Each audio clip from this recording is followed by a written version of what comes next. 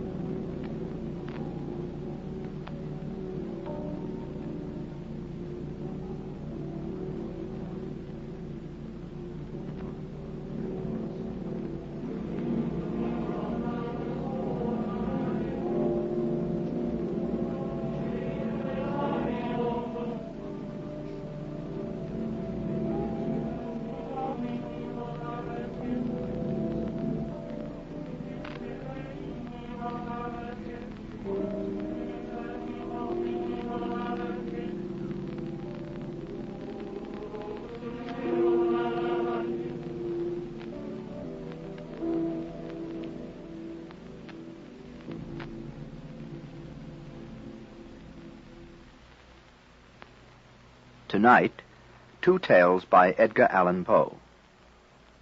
First, a story about a phantom that you might see in your own city streets at any time. Here is Bernard Mays to tell you about The Man in the Crowd.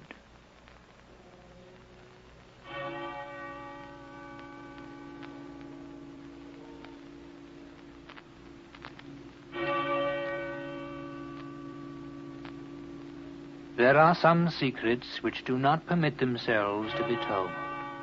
Men die nightly in their beds, wringing the hands of ghostly confessors and looking them piteously in the eyes. Die of despair of heart and convulsion of throat on account of the hideousness of mysteries which will not suffer themselves to be revealed. Now and then, alas, the conscience of man takes up a burden so heavy in horror that it can be thrown down only into the grave. And thus, the essence of all crime is undivulged.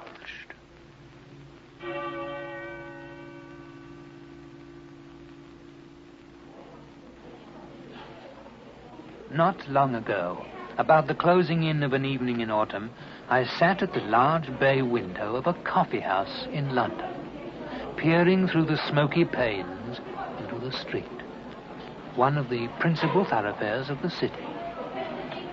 As the darkness came on, the throng momentarily increased. Two dense and continuous tides of population were rushing past the door. At first, I looked at the passengers in masses. Soon, however, I descended to details and regarded with minute interest the innumerable varieties. The greater number had a satisfied, business-like demeanor, others restless, talking to themselves. The tribe of clerks, one breed wearing the cast-off graces of the gentry, another the affectation of respectability.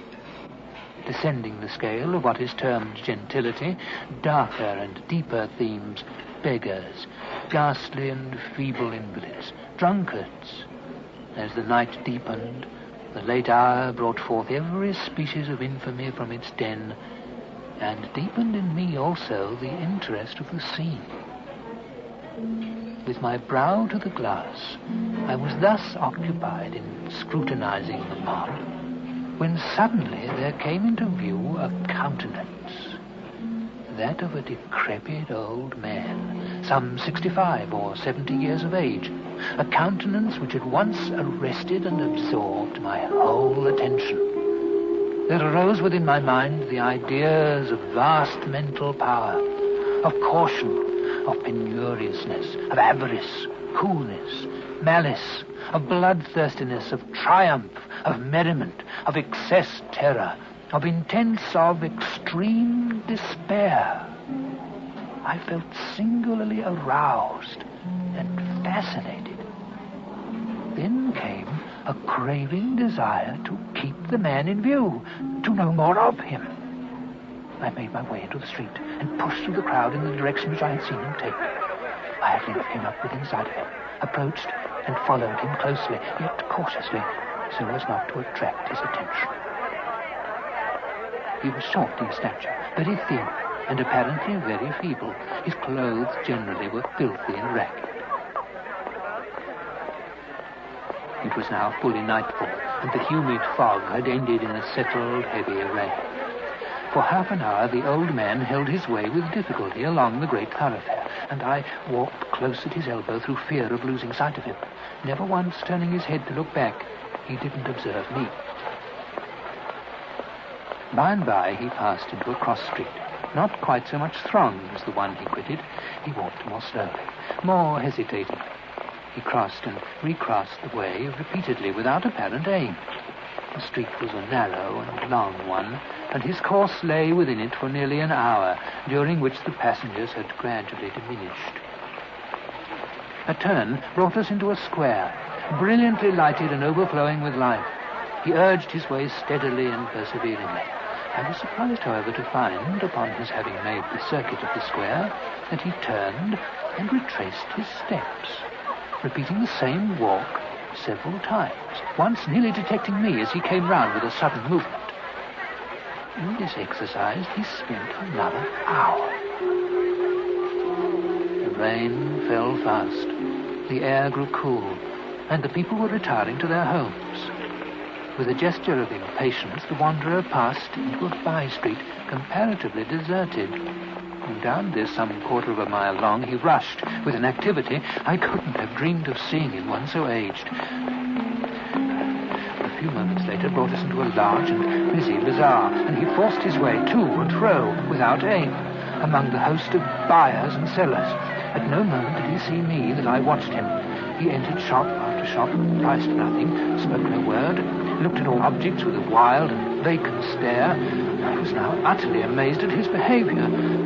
I was resolved to follow him wherever he went, and that we should not part until I had satisfied myself in some measure respecting him.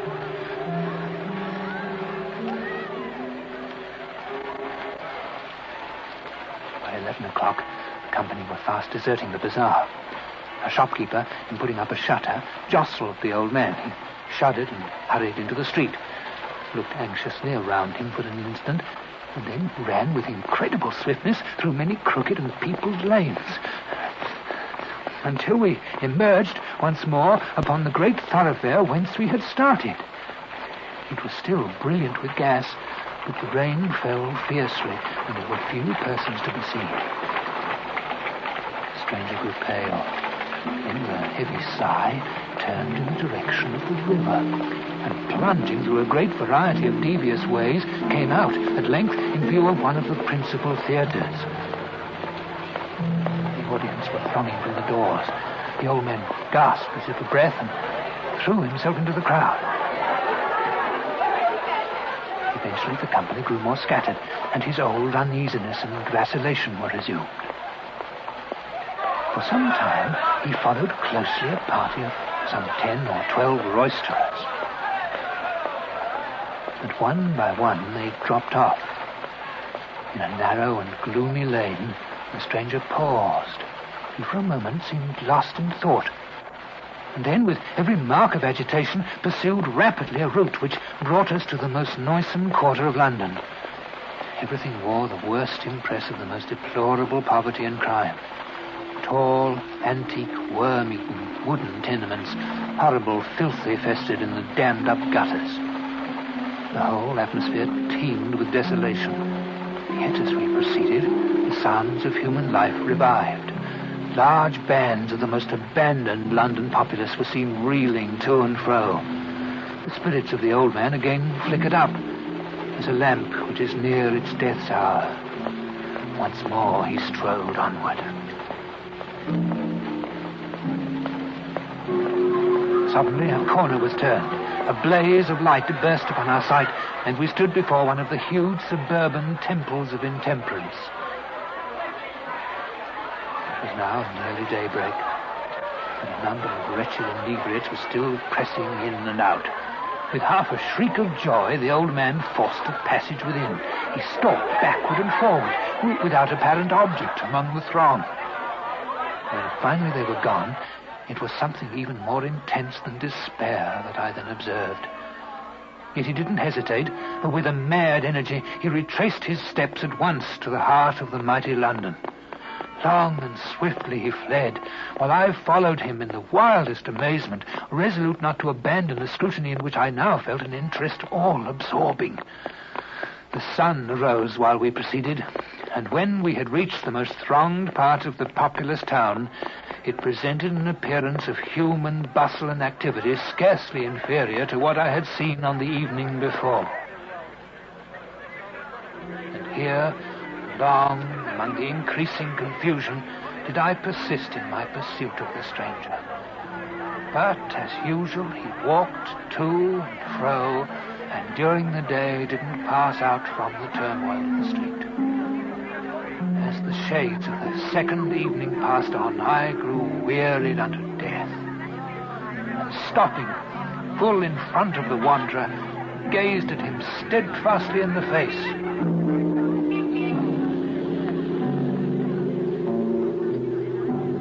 He noticed me not, but resumed his solemn walk. This old man is the type and genius of deep crime.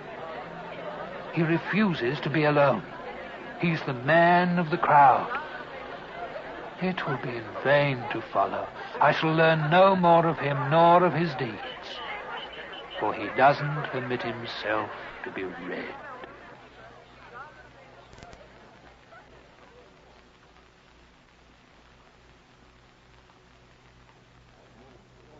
That was Bernard Mays in The Man in the Crowd by Edgar Allan Poe. Our second story by Poe is also about a phantom, this one on the high seas.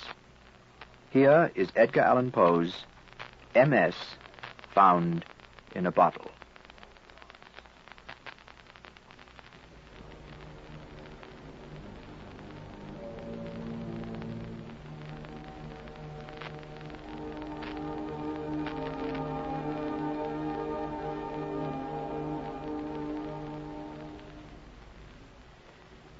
Of my country and of my family, I have little to say.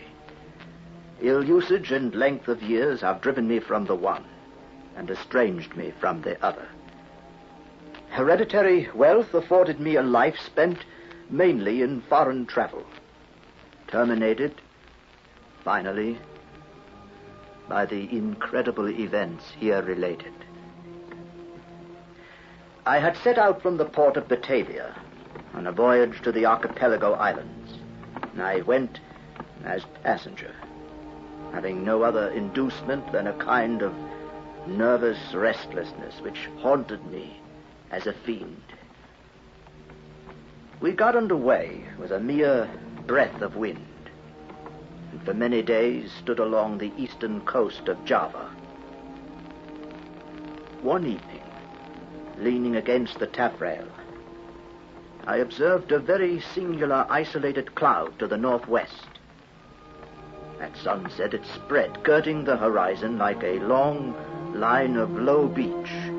My notice was soon after attracted by the dusky red appearance of the moon and the very peculiar character of the sea. The water seemed more than usually transparent. The air became intolerably hot, and as night came on, every breath of wind died away. A more entire calm it is impossible to conceive. The flame of a candle burned upon the poop without the least perceptible motion. The crew, consisting principally of Malays, stretched themselves deliberately upon the deck. I went below, not without a full presentiment of evil. My uneasiness, however, prevented me from sleeping, and about midnight I decided to go up upon deck. As I placed my foot upon the upper step of the companion ladder, I found the ship quivering to its very center. And in the next instant, a wilderness of foam hurled us upon our beam ends, and rushing over us fore and aft, swept the entire decks from stem to stern. The extreme fury of the blast proved the salvation of the ship. She rose after a minute, heavily from the sea, and staggering a while beneath the immense pressure of the tempest, finally righted. By what miracle I escaped destruction, it is impossible to say. Stunned by the shock of the water, I found myself upon recovery, jammed in between the stern post and the rudder. I regained my feet. It seemed we were among breakers so terrible. Beyond the wildest imagination was the whirlpool of mountainous and foaming ocean within which we were engulfed.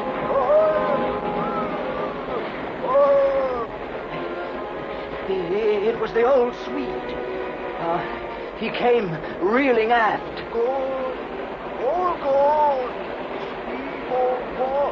All on deck, with the exception of ourselves, had been swept overboard. And those below must have perished while they slept. For the cabins were deluged with water.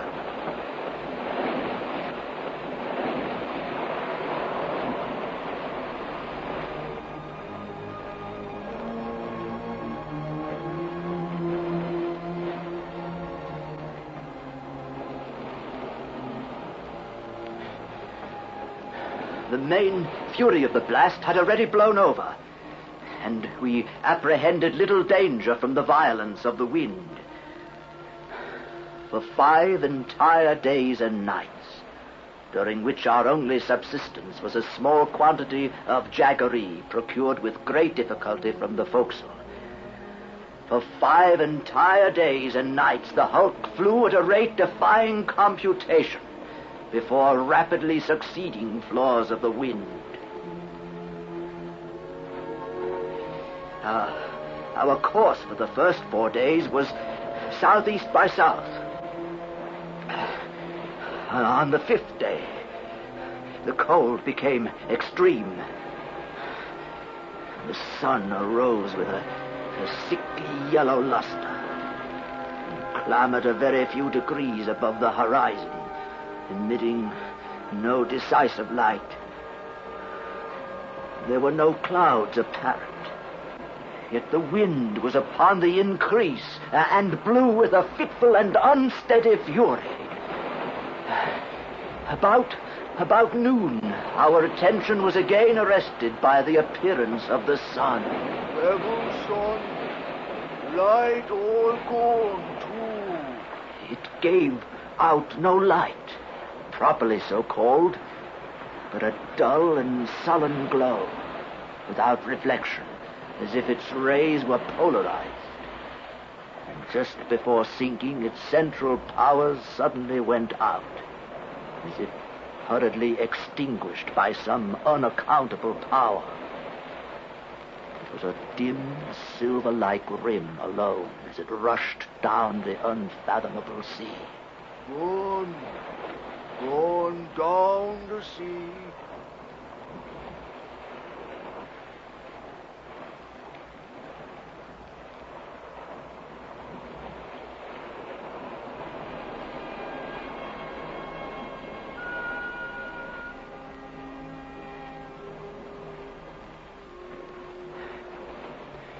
We waited in vain for the arrival of the 6th day. That day to me has not yet arrived. To the Swede, it never did arrive. Thenceforward we were enshrouded in pitchy darkness, so that we could not have seen an object 20 paces from the ship. Eternal night continued to envelop us. All around us were horror and thick gloom. A black, sweltering desert of ebony. Superstitious terror crept by degrees into the spirit of the old Swede. We had no means of calculating time. We were aware of having made far to the south. Every mountainous billow hurried to overwhelm us. The swell surpassed anything I had imagined possible. The swelling of the black, stupendous seas became more dismally appalling. At times we gasped for breath at an elevation beyond the albatross. At times became dizzy with the velocity of our descent into some watery hell. We were at the bottom of one of these abysses when... Oh, see, almighty God, see! A dull, sullen glare of red light streamed down the sides of the vast chasm where we lay. At a terrific height above us, and on the very verge of the precipitous descent, hovered a gigantic ship. Her huge hulls of a deep, dingy black, and she bore up under a press of sail in the very teeth of that supernatural sea. For a moment of intense terror, she paused upon the giddy pinnacle as if in contemplation of her own sublimity. Then trembled and tottered and came down.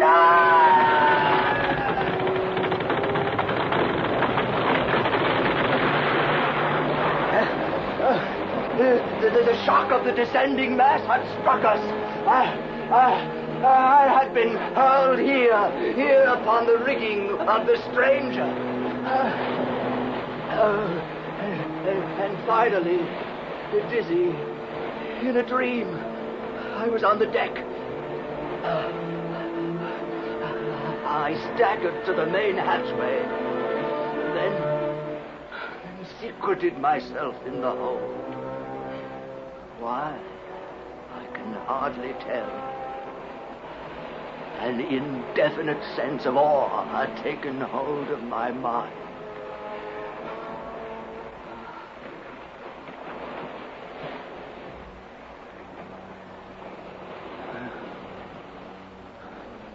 A feeling for which I have no name has taken possession of my soul. A sensation which will admit of no analysis, to which the lessons of bygone time are inadequate, and for which I fear futurity will offer me no key.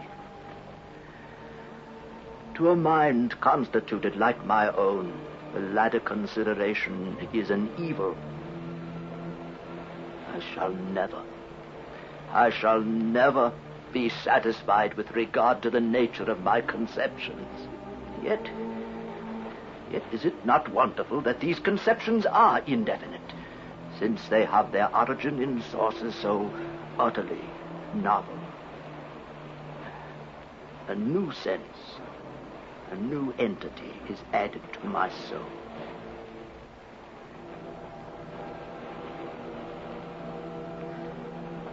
It is long since I first trod the decks of this terrible ship.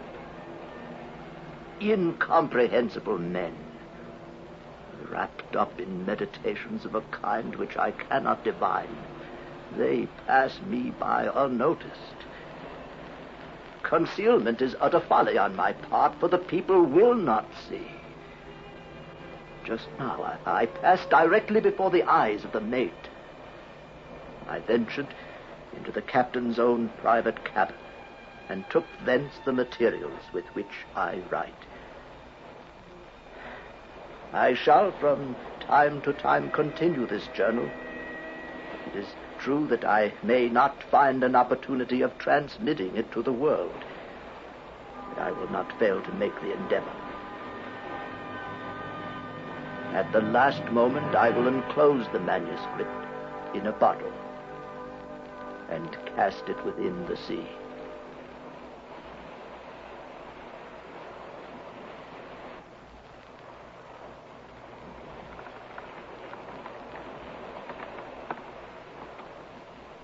An incident occurred.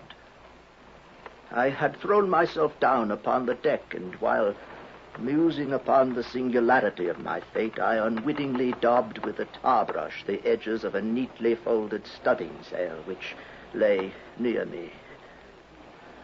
Now the sail is rigged, and I look up and see the thoughtless touches of the brush spread out in the wind, spelling the word discovery.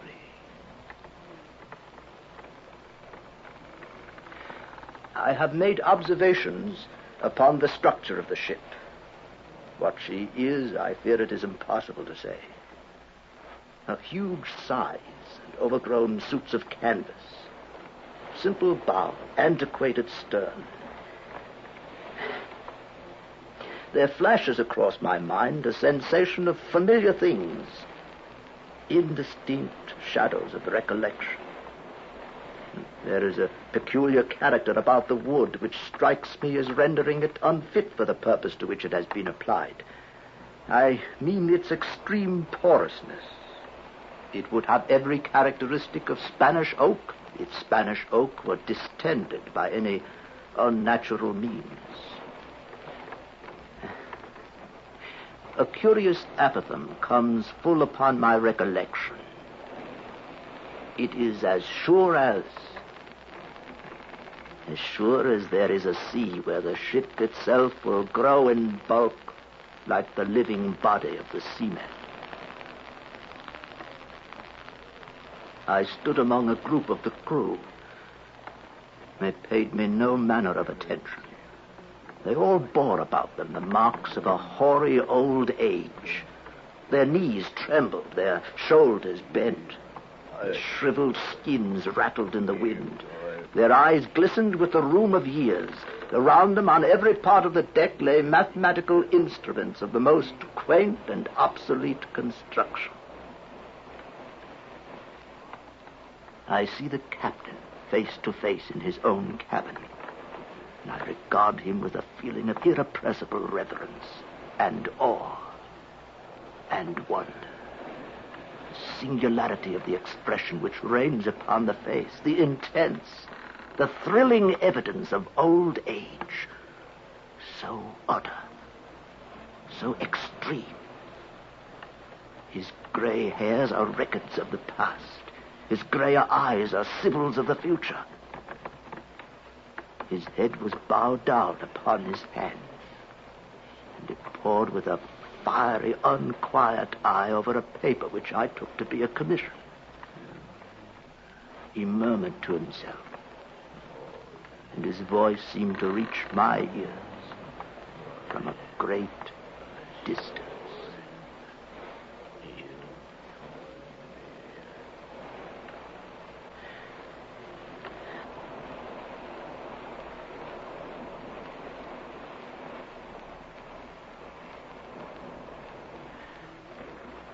The ship continues her course due south, and colossal waters rear their heads above us like demons of the deep, but like demons forbidden to destroy.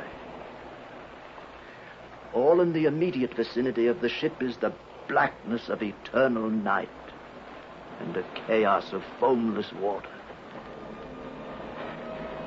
But now, about a league on either side of us may be seen, indistinctly and at intervals, stupendous ramparts of ice towering away into the desolate sky and looking like the walls of the universe. The ship proves to be within the influence of some strong current or impetuous undertow, which, now howling and shrieking by the white ice, thunders on to the southward with a velocity like the headlong dashing of a cataract. To conceive the horror of my sensations is utterly impossible. Yet a curiosity to penetrate the mysteries of these awful regions predominates even over my despair, and will reconcile me to the most hideous aspect of death. It is evident that we are hurrying onward to some exciting knowledge, some never-to-be imparted secret, whose attainment is destruction. The ship is at times lifted bodily from out of the sea. Horror upon horror!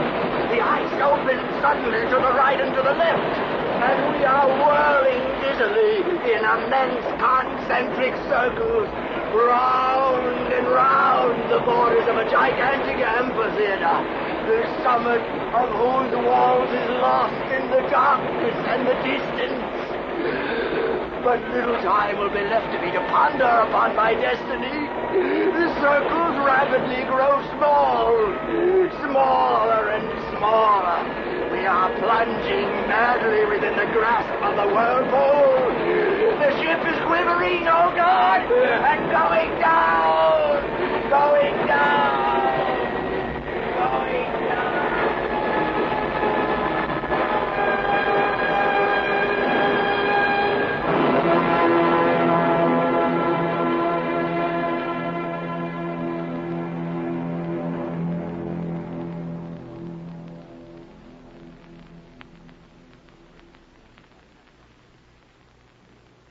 That was M.S. Found in a Bottle by Edgar Allan Poe. The technical production was by John Whiting, and the story was adapted and performed by your host of the Black Mass, Eric Bauersfeld. And now, good night.